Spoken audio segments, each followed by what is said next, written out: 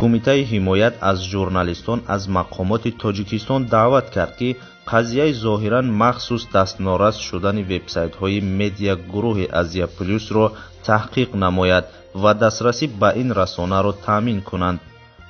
کمیته حمایت از ژورنالیستان که مقرش در نیویورک است با نشر اظهارات 10 سپتامبر نوشت که از 19 آگوست به این طرف 2 وبسایت و ایمیل های کاری شرکت آسیا پلاس کاملا از فعالیت ماندند. گفته میشد در اسم دامنی وبسایت های news.tj و asiaplus.tj مخصوصا تغییرات وارد شده که همین چیز باعث دستنوراست شدن مطالب آسیا پلاس شد.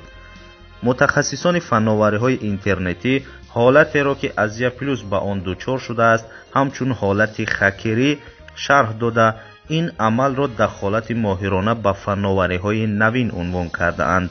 خدمات علاقه تاجیکستان میگوید با این حالت هیچ ربطی ندارد، اما امکان حل شدن این مشکلات اگر خدمات علاقه اراده داشته باشد در فرصت کوتاه امکان پذیر است، اما نزدیک 1 ماه است که حل نمی شود و یا به درازا کشیده شده است. قبلا منابع پیام اطلاع داده بودند که شمس‌الله صاحبوف داماد رئیس جمهوری تاجیکستان میخواهد مدیا هولدینگ آسیا پلاس را غصب کند.